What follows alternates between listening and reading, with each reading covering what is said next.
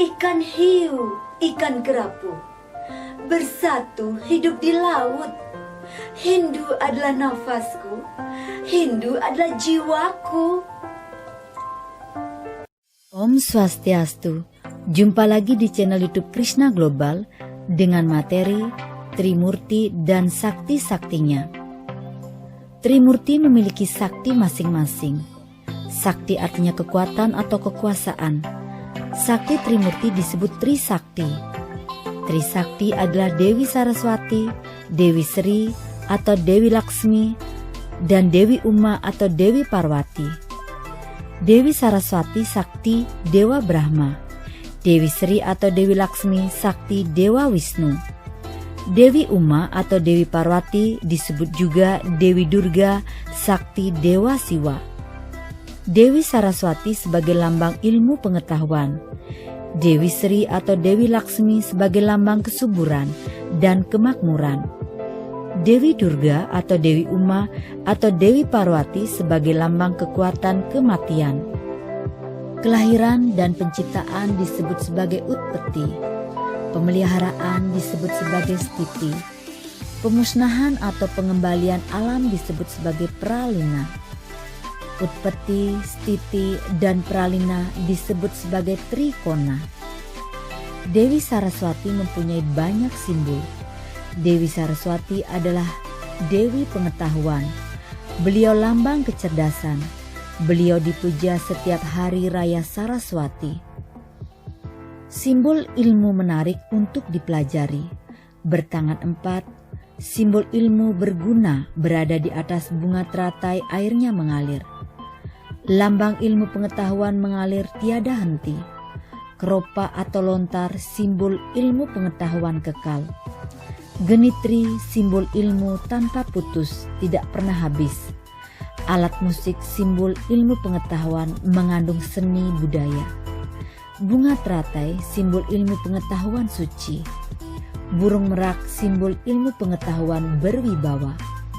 Burung angsa simbol kebijaksanaan. Yang kedua, saktinya Dewa Wisnu adalah Dewi Sri, disebut juga sebagai Dewi Laksmi. Beliau lambang kesuburan dan kesejahteraan. Yang kedua, saktinya Dewa Wisnu adalah Dewi Sri, disebut juga sebagai Dewi Laksmi. Beliau lambang kesuburan dan kesejahteraan. Dewi Sri disebut juga sebagai Dewi Mumi. Beliau adalah Dewi Padi. Dewi Sri memiliki wajah cantik sebagai cermin sifat lemah lembut. Dua tangan memegang bunga teratai. Yang ketiga, saktinya Dewa Siwa adalah Dewi Uma, disebut Dewi Durga atau Dewi Parwati. Tugasnya memperalina alam semesta. Dewi Durga wajahnya menyeramkan, matanya melotot, pandangan tajam, rambutnya terurai. Dewi Parwati cantik, tubuhnya indah, penuh pesona sebagai penguasa gunung. Cerita Dewi Uma. Ada raksasa merusak surga, namanya Nila Rudraka. Menurut Bagawan Waraspati, yang dapat mengalahkan raksasa Nila Rudraka hanyalah putra Batara Siwa. Namanya Dewa Gana atau Ganesha. Dia berkepala gajah dan berbadan manusia. Ganesha ternyata belum lahir. Para dewa sangat cemas. Surga semakin rusak di amuk raksasa. Para dewa membawa seekor anak gajah, ditaruh di hadapan Dewi Uma, agar putra Dewi Uma lahir berkepala gajah. Ini sesuai petunjuk Bagawan Waraspati. Gajah itu bernama Airawata. Dihalau di hadapan Dewi Uma.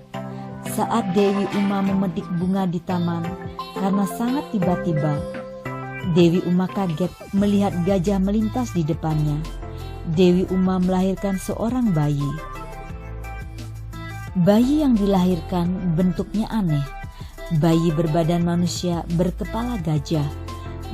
Melihat kejadian ini, dewa sangat senang karena permohonannya dikabulkan ide Sang Hyang Widi. Sebaliknya Dewi Uma sangat sedih, dikira bayinya tidak normal. Dewa Siwa menjelaskan kepada Dewi Uma, bayi itu adalah takdir dari Sang Hyang Widi. Bayi kecil diberi nama Dewa Gana. Raksasa Nilaludraka masih merusak surga. Dewa Gana dibawa ke medan perang.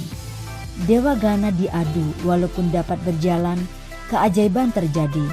Setiap Gana kena pukul, tubuhnya bertambah besar. Dewa Gana tidak bersenjatakan apa-apa. Dewa Gana mematahkan taringnya untuk senjata, juga bertambah kuat dan sakti. Kini ia berperang dengan senjata taringnya. Raksasa Nilaludraka dapat dikalahkan. Cerita Raja Bali dan Orang Cebol. Dikisahkan ada sebuah kerajaan, keadaan rukun, damai dan sejahtera. Rakyat senang, tidak ada yang dikhawatirkan. Ada petani, nelayan, dan peternak. Anak-anak kecil dan remaja rajin belajar. Mereka hormat kepada guru dan orang tua. Masyarakat hidup saling asah, asih, dan asuh. Kedamaian tidak berlangsung lama. Ada seorang raja yang sombong dan loba. Nama Raja Bali memiliki sifat raksasa. Raja Bali memanggil tentara dan rakyatnya. Raja Bali ingin menyerang surga. Raja Bali sangat sakti. Tidak ada orang mampu mengalahkan. Semua orang harus tunduk padanya. Raja Bali ingin menyerang negeri tetangga. Pada saat penyerangan, perang berkecamuk hebat. Akhirnya para dewa kalah. Surga dikuasai oleh Raja Bali. Para dewa sangat kecewa. Dewa-dewa berdoa kepada Dewa Wisnu untuk mengalahkan Raja Bali.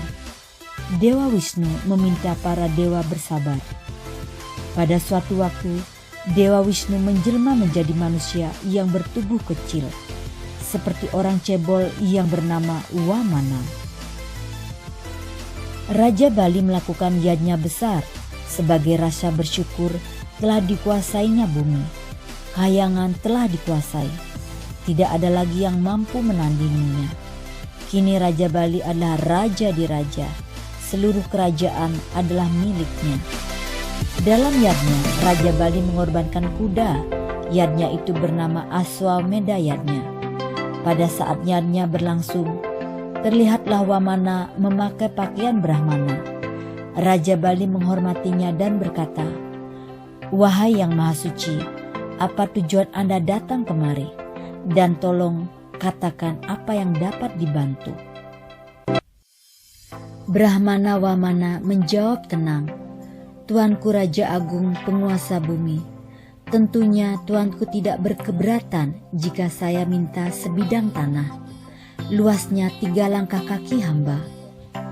Dengan angkuhnya, Raja Bali berkata, "Jangankan 3 langkah, 1000 langkah aku berikan."